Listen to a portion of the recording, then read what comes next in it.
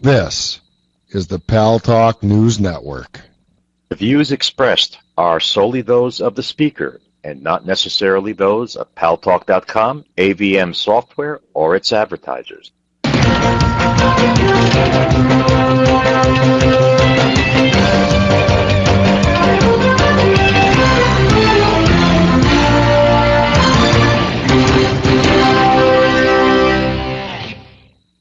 News Talk is online. News Talk Online is a production of Paltalk.com, the largest multimedia interactive program on the internet with more than 4 million unique users on demand on iTunes and on YouTube and on my blog, GaryBaumgarten.com, where you're encouraged to post your comments, whether you agree with yours truly or not. No retribution.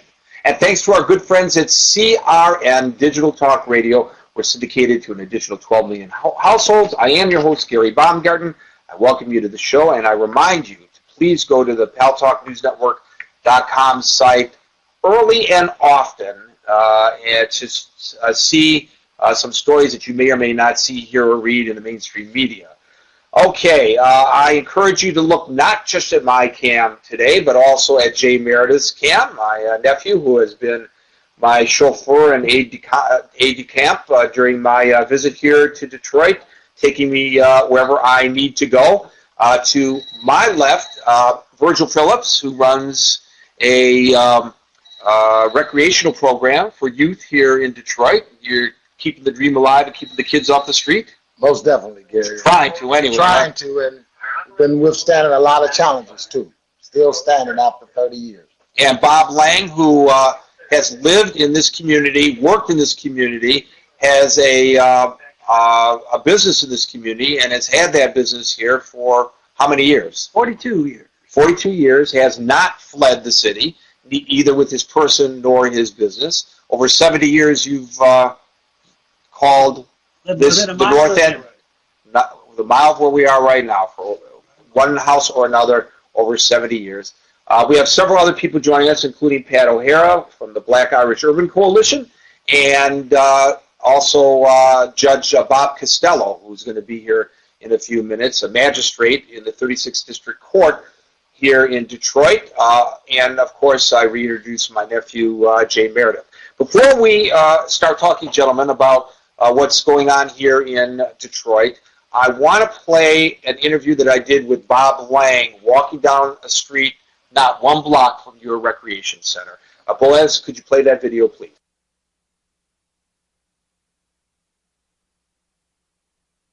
Bob, how long have you lived in this neighborhood on the north side of Detroit? 72 years. June. 72 years. What happened to this neighborhood? Tell me what it was like before and what it's like now. It's heaven on earth. It's had every amenity a person could ask for.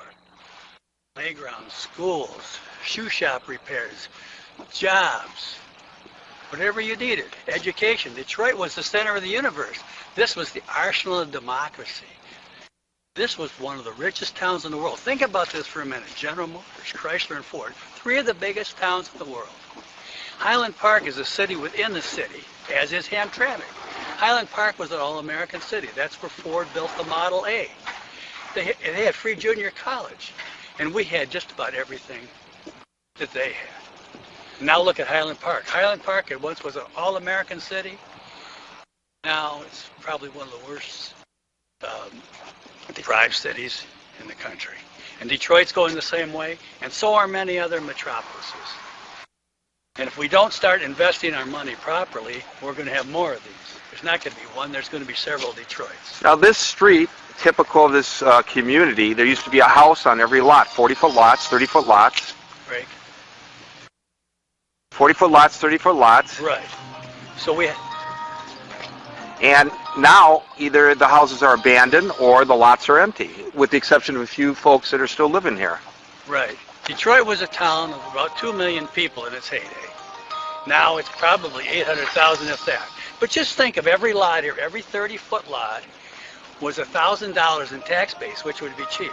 Our tax base is completely eroded. So how can you rebuild the city without tax base? How safe is it to live in a community like this when Yours is the only one or two of the houses that are occupied, livable on the street.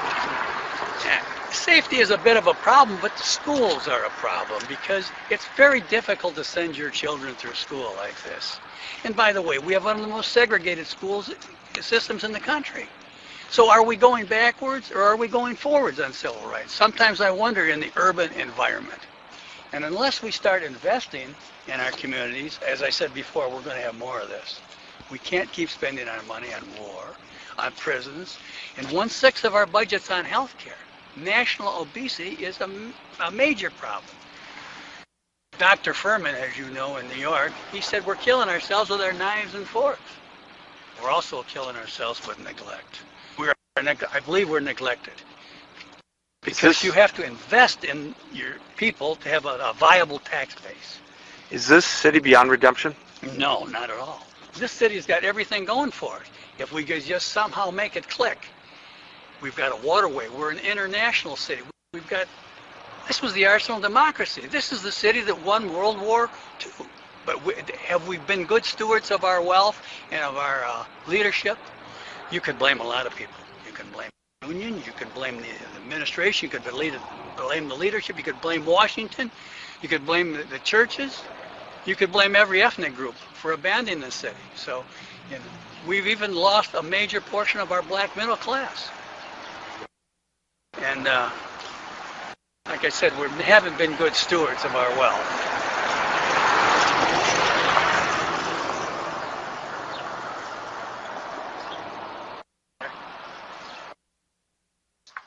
So there you have it, a look at a typical, unfortunately, neighborhood in Detroit where there are more abandoned houses and vacant lots than there are houses on the street. Before you guys comment on what we just saw and what Bob just said, the official unemployment figures for the city of Detroit are at 30%.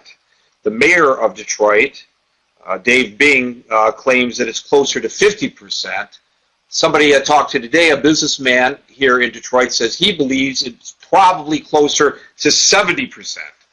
The school dropout rate is 75%. Now, I hear here in Michigan, they're going to try to keep the kids in school until they are 18 years of age. What good is it if they're dropping out? It's 75% dropout. Last year, 2009, there were 379 homicides in the city of Detroit. The population maybe is at 800,000. If you look at that on a per capita basis, that's a lot of people that are being killed. I just, am stunned by the figures. Bob asked me to look up these figures before we went on the air so we could put things into perspective.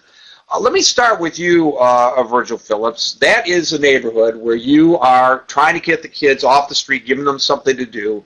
I guess it's a private recreation center that you're running there? Right. I'm collaborating with the Arab American Chaldean Council. They're